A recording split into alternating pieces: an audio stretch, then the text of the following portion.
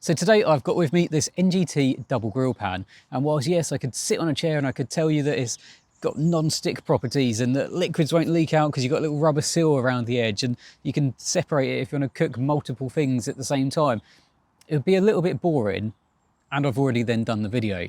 So instead I thought it's a better idea that each time I'm on the bank filming a different product, I bring this with me and I cook something different. So over the course of this video, I'm going to cook 5 different lunches in this grill pan to show you just how versatile a pan like this can be. There's no doubt about it. First up has to be the humble bacon sandwich. It's not really groundbreaking in terms of cooking on the bank, but I didn't think it was fair not to include bacon in a lunch. And to be honest, when I found out this was coming, my first thought was getting the bacon on. So it's got to be a bacon sandwich for day one, but I am going to try and get a little bit more extravagant as time goes on and see what I can get away with in this pan. Okay, so one quick thing to note is it gets very hot inside, so it cooks things quicker than you'd imagine. So I do like crispy bacon, but it's not quite my preferred shade of crispiness anymore. So I think I'm going to turn that off. But another thing I've noticed since cooking with it, there's a little hole just at the back here, and then all the steam comes out of that. So it's not like other similar pans where it all comes out the side and it's everywhere. When the lid's actually shut, it's just directly straight out of one hole, which is quite useful. But anyway, I'm going to try and enjoy my cremated bacon, and then we will move on to day 2. Made a schoolboy error though. I didn't bring any ketchup, so it's going to be a pretty dry bacon roll, but I will try better next time, I promise. This was just a first test. Well, after yesterday's slight mishap with the bacon, I am going to cook things a little bit slower, and today I'm going for ham and cheese paninis. So I've got a couple of paninis here which I have cut before I started filming this, because otherwise that would be really boring. Got a load of mozzarella. Let's get that in there first. And then I've got some Spanish Serrano ham. And then a bit more cheese on top. And then let's get it going. Get the gas going.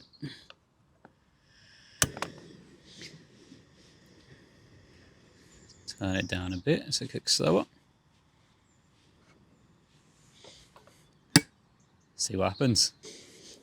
Oh, no, I think that is looking pretty good.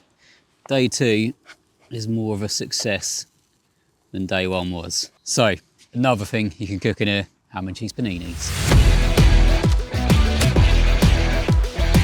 It's another day and it's another lunch. So today I'm basically going for chicken fajitas, chicken wraps. So I've got a load of diced chicken, so ready cut, don't need to worry about that. I've got some sliced peppers, again, ready cut. I've got some Jamaican jerk flavouring, which I thought would be quite nice with all of that. And then a couple of wraps left over as well. So let's chuck it all in together and try and make another nice lunch. So let's get the chicken in there first. Give that a few minutes to heat through. And then we can start with the peppers. Get the sauce made up as well, or the flavouring. I think you're meant to mix it with water, so I've got a cup of water here. Let's chuck it all in there. Probably too much, but let's get that all mixed up. All right, so the chicken's been going for a few minutes now. That is looking good. So let's get the peppers in there.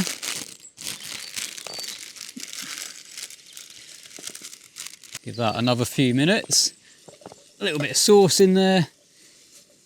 And then I reckon we're good to go. There you go, day 3, chicken fajitas. That looks banging. Let's get a wrap out and get this down me. Quite like making this video.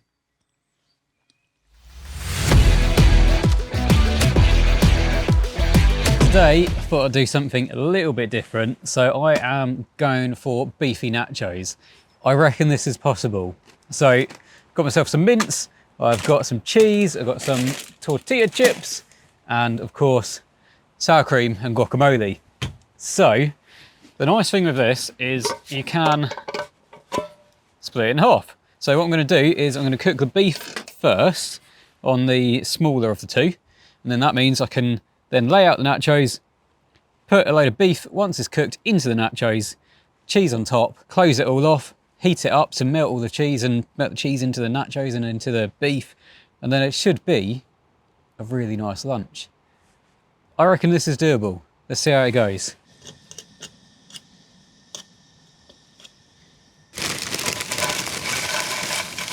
All right, so that mince is looking pretty good. So I'm gonna get the nachos on there with the tortilla chips. Get this mince spread amongst them. Loads of cheese.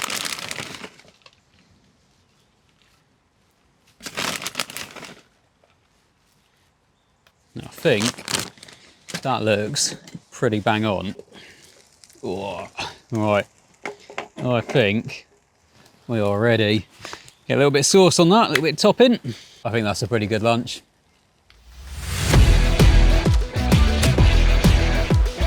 Now I would love to tell you that for this 5th and final lunch that I'm doing, I made my own pizza.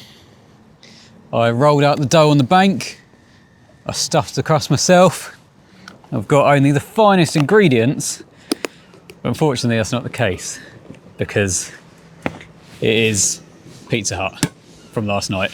But that is a good thing because it shows that it can be a convenient tool as well. You don't have to go through this whole process of trying to make the finest food on the bank. If you have got leftovers, you can warm it up. So I'm going to enjoy that today because I got next to no sleep last night because we just got a kitten that doesn't want us to sleep. So that is exactly why I've got Pizza Hut and convenience. So yeah, 5th and final meal is a bit of warmed up pizza on the bank, so you can't really beat it. But for more information about this NGT grill pan, then make sure you do check out the NGT website. You can order them online as well, and they're at a really good price as well. So thanks for watching this video. This is a very useful bit of kit, and if you haven't got one or haven't got anything like this, then honestly, I think it will up your bankside meals tenfold. So thanks again for watching, and I will see you in the next one.